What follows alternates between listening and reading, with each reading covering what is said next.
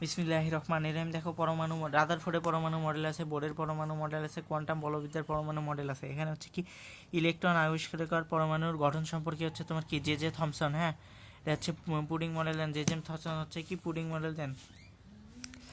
Helium পরমাণুতে দুইটি electron বের করে দিলে দ্বিধনাত্মক হচ্ছে আলফা কণা। আলফা কণা হচ্ছে কি আলফা কণার গতি হচ্ছে 10⁻7 মিটার পার সেকেন্ড। তারপর হচ্ছে কি আলফা কণা হচ্ছে 10⁻7 মিটার। কম্পোজিট কণার শ্রেণীভুক্ত। আলফা কণা কি কম্পোজিট কণার শ্রেণীভুক্ত। প্রচণ্ড গতি থাকে, দুটি প্রোটন দুটি নিউট্রন থাকে। আলফা কণার ভর 4। তেজস্ক্রিয় মৌল আলফা কণা। তেজস্ক্রিয় মৌল থেকে হচ্ছে আলফা কণা নির্গত হয়। সোনার পাত হচ্ছে কি 4টা 0 4 সেমি। জিঙ্ক সালফাইডের পর্দা। তারপর হচ্ছে কি জিঙ্ক সালফাইড হচ্ছে অনুপ্রভা সৃষ্টিকারী। অনুপ্রভা জিঙ্ক সালফাইড অনুপ্রভা ফটোফোরেসেন্ট সাবস্টেন্স। তারপর হচ্ছে 99% আলোয় বের হয়ে যায়, 1% ফিরে আসে। যাই হোক, পরমাণুর অধিকাংশ স্থানই ফাঁকা। এটা রাদারফোর্ড বের করছে শেষমেশ। তারপর হচ্ছে হাইড্রোজেন পরমাণু আকার 0.1 ন্যানোমিটার। হ্যাঁ, হাইড্রোজেন পরমাণুর হচ্ছে তোমার ব্যাস 0.1 ন্যানোমিটার। হ্যাঁ, যেটা হচ্ছে খুবই ছোট। রাদারফোর্ড পরমাণু হচ্ছে তোমার কি নিউক্লিয়ার মডেল বা সোলার সিস্টেম মডেল। এটা হচ্ছে কি সৌরজগতের, যেমন হচ্ছে সৌরজগতের ব্যাখ্যাটা দিছে। তারপরে ম্যাক্সওয়েল তার হচ্ছে বিপরীত ব্যাখ্যাটা দিছে, এটা কিছু বলতে পারে নাই। হাইড্রোজেন পরমাণুর বর্ণালী সম্পর্কে কোনো বলে নাই। কক্ষপথের আকার আকৃতি সম্পর্কে কিছু বলে নেই। বোর সেখানে কি করছে, বোর সেখানে হচ্ছে তোমার কি বিখ্যাত পরমাণু মডেল। হ্যাঁ, এখানে হচ্ছে স্থির কক্ষপথ বা শক্তি স্তর বা অরবিট সম্পর্কে ধারণা দিছে।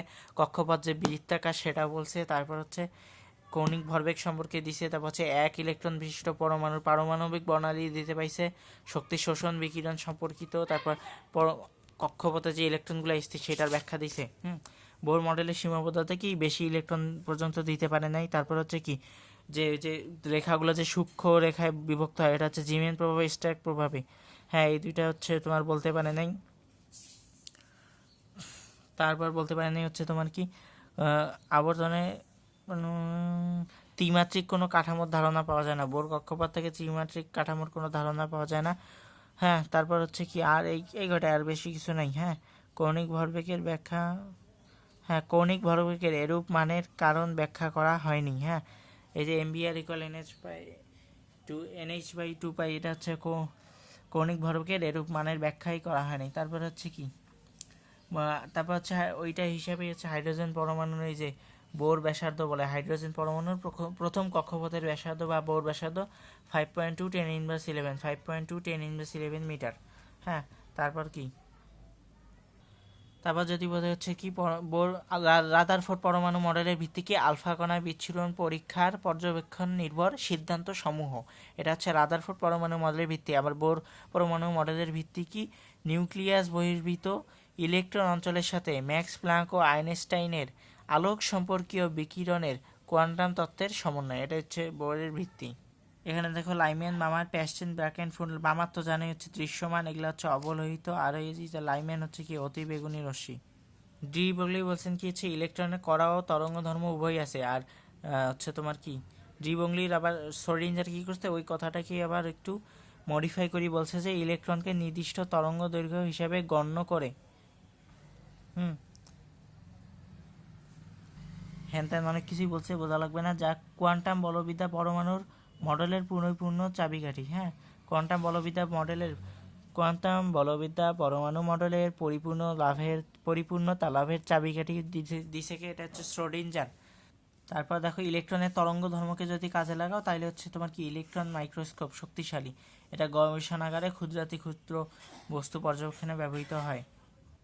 একটা পূর্ণ তরঙ্গ মানে হচ্ছে কি একটা n=1। সাইকে বলা হচ্ছে আইজেন ফাংশন।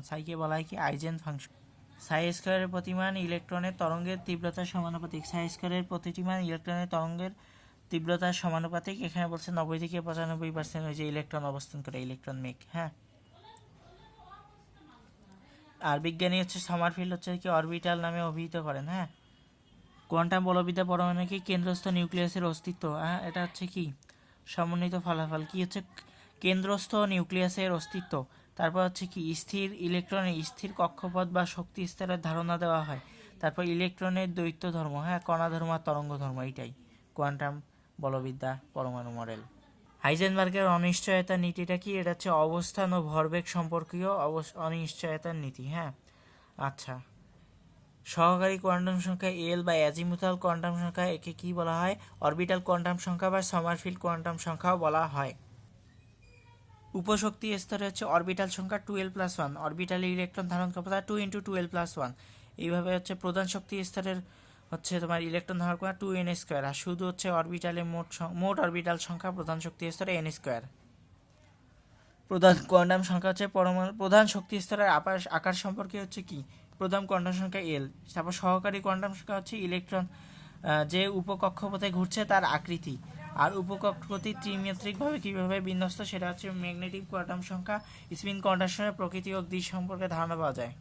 কম্পোনে স্থায়ী কণিকা বাদে আরও যেগুলো আছে আলাদা কণিকা, সেগুলো হচ্ছে কম্পোজিট কণিকা। হ্যাঁ, হাইড্রোজেনের আইসোটোপ হচ্ছে ডিউটেরিয়াম, ট্রিটিয়াম, প্রিটিয়াম, আচ্ছা মনে নাই। হ্যাঁ, ভারী হাইড্রোজেন হচ্ছে D2O, আর অতি ভারী হচ্ছে T2O বা আইসোটোপ, আইসোবার, আইসোটোন এগুলো সম্পর্কে সবাই জানি। আইসোটোপ প্রোটন ও নিউট্রন সংখ্যা সমান। হ্যাঁ, আইসোটোপ প্রোটন সংখ্যা সমান, ভর সংখ্যা নিউট্রন সংখ্যা ভিন্ন। আইসোটোপ, হ্যাঁ 1.6 10⁻19 কুলম্ব। হ্যাঁ, এটা ঋণাত্মক চার্জের একক ধরা হয়, এটা হচ্ছে বৈদ্যুতিক ঋণাত্মক চার্জের একক। এখানে দেখো প্রোটনের ভর 1 হচ্ছে আপেক্ষিক। আচ্ছা, এখানে হচ্ছে ইলেকট্রনের ভর, প্রোটনের হচ্ছে 1/1837 গুণ। হ্যাঁ, প্রকৃত ভর তো জানো, প্রোটন 1.67 10⁻24, 1.675 10⁻24, 9.1 10⁻28 গ্রাম, এগুলো সব গ্রামে দেওয়া আছে, বুঝছো। প্রকৃত চার্জ জানো, প্রোটনের 1.6 10⁻19 কুলম্ব।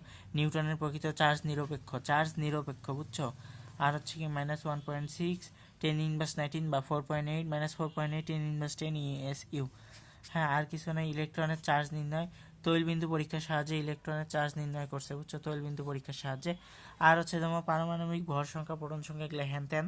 হাইড্রোজেন পরমাণুর প্রকৃত ভর এগুলো লাগবে কিনা জানি না। 0.16 × 10⁻23, কার্বন 1.99 বা 2 × 10⁻23। কার্বন 12 আইসোটোপের হচ্ছে তোমার কি 1/12 অংশকে অ্যাটমিক মাস ইউনিট বা AMU বলা হয়, এটাকে পারমাণবিক ভরও বলা হয়। অথবা 1 ডাল্টন, 1 AMU সমান 1 ডাল্টন ইজ ইকুয়াল টু 1.66 × 10⁻24 গ্রাম। এটা একটা বিশুদ্ধ সংখ্যা।